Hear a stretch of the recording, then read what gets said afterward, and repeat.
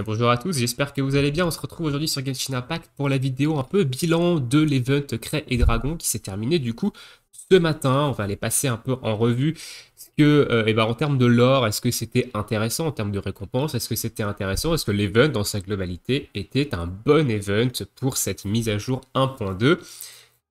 Et là, écoutez, on est parti tout de suite. On va se rendre dans les events. Donc, Event Crae Dragon, vous voyez qu'il est terminé. Hein, l'événement est terminé. Vous ne pouvez plus participer au défi, du moins. Alors, il y a encore sur la carte les petits défis ou pas. Ou pas. Tout à l'heure, j'avais encore les deux icônes, mais apparemment, ça a disparu. Donc, vous ne pouvez même plus, évidemment, farmer les ressources pour la boutique. Et néanmoins, vous pouvez encore dépenser les ressources que vous avez gardées dans la boutique de l'événement. Elle est encore disponible ici. Donc moi, j'ai évidemment tout vidé. Hein. Je ne me suis pas privé d'acheter l'entièreté des choses qu'il y avait dans ces boutiques. La boutique reste encore 6 jours et 20 heures. Et du coup, on va parler un peu de ces récompenses. Alors, au niveau des récompenses, donc qui était divisé dans les trois boutiques ici. Donc on avait la moelle de dragon infectée. Donc c'était l'item qui permettait de raffiner le croc suppurant. Donc ça, le fait qu'on ait une arme 4 étoiles gratuite, qui est plutôt une très bonne arme, honnêtement, une très bonne épée à une main, donc raffiner 5 gratuitement, c'est plutôt intéressant. C'est plutôt sympa. Dans l'event de la 1 point, on avait eu un personnage 4 étoiles qui était Fischl. Ici, on a une arme. Donc c'est plutôt cool, ça peut être intéressant qu'ils alternent d'une mise à jour à l'autre avec une arme et un personnage. Ça serait sympa aussi qu'on ait des personnages qui soient exclusifs aux events, par exemple. Et bon, ça évidemment, ce sont que on en reparlera dans d'autres vidéos. Ici, c'est pas vraiment le sujet, mais en termes de récompense, c'était plutôt intéressant. On va dire que par rapport aux astres évanouis, c'était du même calibre, voire un petit peu mieux. Évidemment, l'event était plus long, il y avait plus d'actes.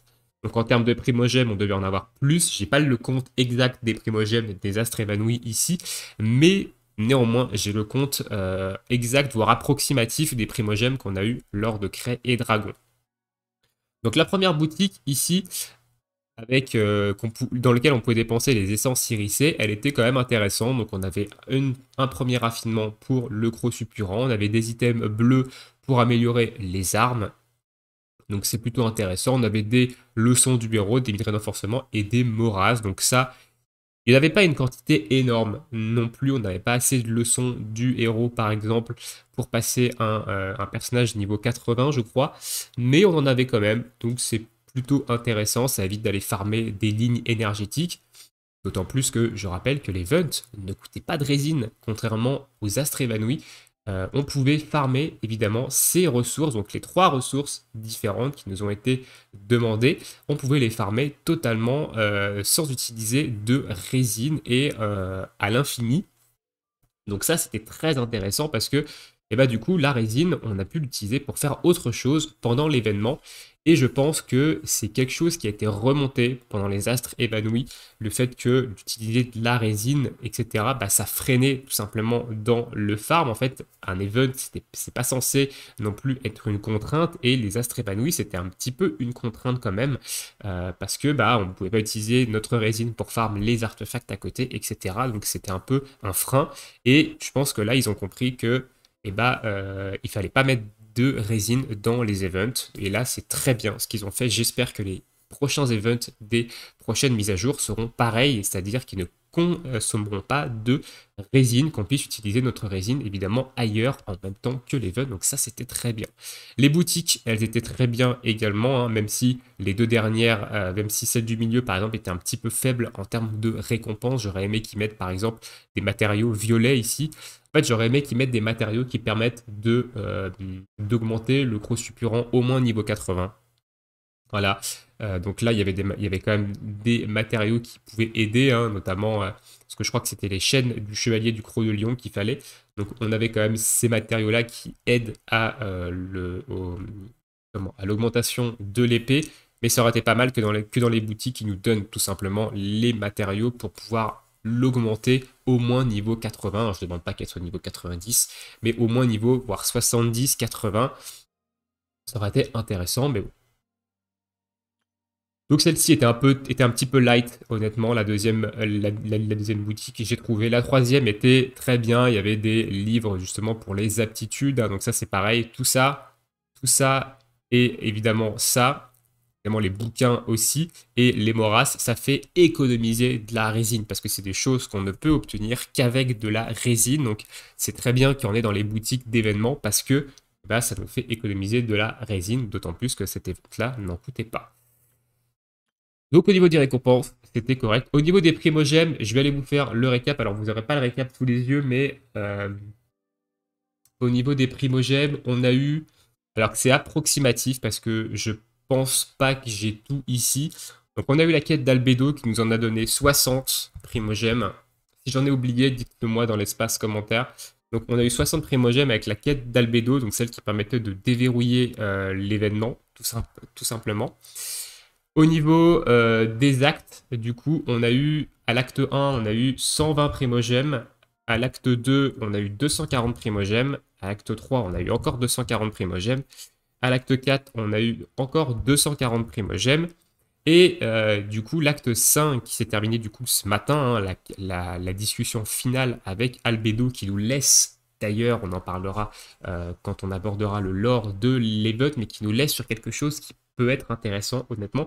Elle nous a donné 60 primogèmes. Donc on a eu en tout, approximativement, je pense, j'ai peut-être dû en oublier, 960 primogèmes en tout dans l'event. Donc ça fait un peu plus de la moitié d'une multi. Donc c'est intéressant, honnêtement. Alors après, est-ce on va pas parler ici de la générosité de Genshin Impact, hein, évidemment, mais 960 primogèmes dans un event, comme ça, c'est plutôt intéressant. Maintenant, vu la taille de l'event, ça serait quand même bien qu'il donne au moins de quoi faire une multi pour les free-to-play. Mais bon, comme j'ai dit, on va pas parler de la générosité de Genshin Impact ici. 960 primogèmes, on prend, bien entendu. On va pas cracher dans la soupe. Donc voilà, en termes de récompense, maintenant en termes de temps, l'event était plutôt court, hein. Donc je pense que ça s'est plutôt bien, c'était plutôt bien articulé. Ah, attendez, juste 2 minutes.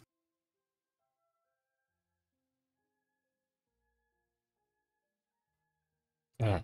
Excusez-moi, j'ai cru que j'allais éternuer, j'ai préféré couper mon micro pour éviter de s'éternuer dessus tout simplement. Donc du coup, je disais en termes de durée, l'event était bien, les actes se sont enchaînés assez rapidement. Donc c'était plutôt cool, on n'avait pas beaucoup de temps à attendre entre les différents actes, ça a apporté du contenu assez régulièrement, donc c'était cool.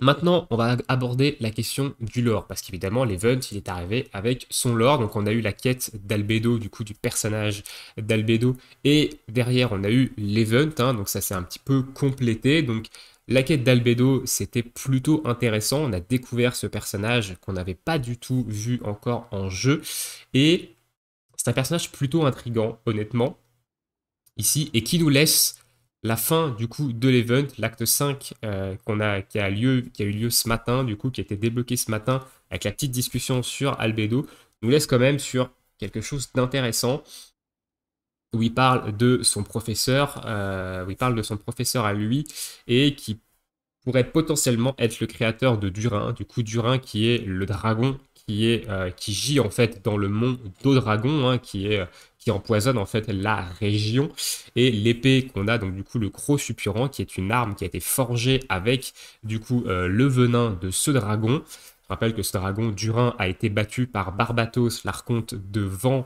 l'archonte Ademo et du coup Devaline, hein, son acolyte qui est le dragon qu'on affronte dans l'antre de Storm Terror.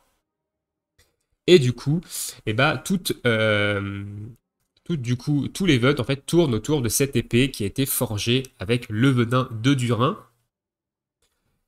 Et c'est plutôt intéressant. Alors honnêtement, le lore, je le trouve quand même un petit peu maigre dans l'event, même si l'intrigue est intéressante, je trouve que c'est un petit peu maigre et j'aurais aimé qu'on en ait un petit peu plus. J'espère qu'on aura une suite à cet event-là, parce que la fin, comme j'ai dit, nous laisse un petit peu sur quelques interrogations. On pourrait faire plein de théories sur Albedo. Du coup, donc Albedo, déjà, on ne sait pas d'où vient son pouvoir, hein. On a vu qu'il a un très très grand pouvoir d'alchimie. et du coup qu'il est un peu unique en ce monde. Donc tout comme nous, il essaie en fait de comprendre un peu comment on fonctionne, donc comment notre personnage fonctionne, et ça nous donne un petit peu des pistes quand même sur notre personnage dans le monde de Tevat. On n'a pas non plus énormément de pistes pour l'instant, mais voilà, c'était plutôt intéressant. Au niveau de l'épée, on n'en apprend pas tellement plus. Voilà, on sait juste que du coup Albedo voulait qu'on charge l'épée, du coup donc on se batte avec l'épée pour la charger en énergie afin de récolter cette énergie purifiée.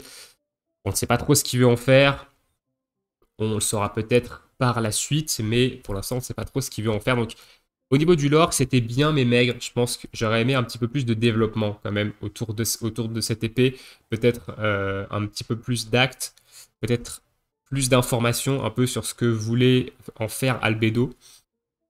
Mais c'était quand même intéressant et j'ai quand même hâte de voir la suite du lore autour d'Albedo. Alors je ne sais pas quand est-ce qu'on va évidemment avoir ces informations-là, mais c'était intéressant. Dites-moi vous dans l'espace commentaire ce que vous pensez en fait du lore de cet event, donc la quête d'Albedo poursuivie d'évidemment l'event, parce que c'était un petit peu un tout, hein, la quête d'Albedo et l'event.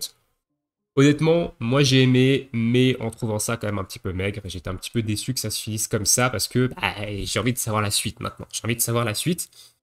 Et on verra évidemment dans la 1.3 quels seront le lore abordé.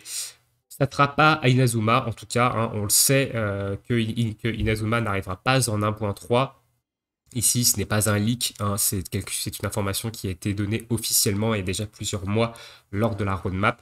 Donc, on verra quel lore sera abordé, mais j'espère qu'on aura la suite de la quête d'Albedo quand même assez rapidement, parce que c'est un personnage qui m'intrigue énormément.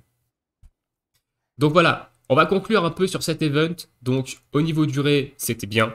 Les enchaînements des actes étaient très bien, ça donnait du contenu régulièrement. L'event était vraiment bien dans sa globalité, hein. Pas de coût en résine, des récompenses intéressantes, une bonne arme free-to-play du coup qui nous a été donnée ici. Et en termes de lore, c'était intéressant, un peu maigre, mais intéressant. Voilà un peu ma conclusion sur l'event Craie et Dragon. J'attends la suite de la mise à jour 1.2 avec impatience. Donc l'event de chasse au trésor qui devrait débuter, je pense, cette semaine. J'ai pas les dates en tête, mais on aura l'event de chasse au trésor qui devrait pas tarder à débuter. Ensuite, on aura l'event des hypostases. Celui-ci m'intéresse énormément, l'event des hypostases. Et on finira par l'event avec le marchand surprise. Et ensuite, évidemment, il faudra patienter jusqu'à la 1.3. Et on aura sûrement plus d'informations officielles sur la 1.3 d'ici fin janvier. Donc, eh ben, soyons patients. Sur ce, je vous souhaite tous une très bonne journée, une très bonne soirée, bon jeu. Dites-moi ce que vous avez pensé de tout ça, de cet event dans l'espace commentaire. Et nous, on se retrouve bientôt pour de prochaines vidéos. Ciao, ciao!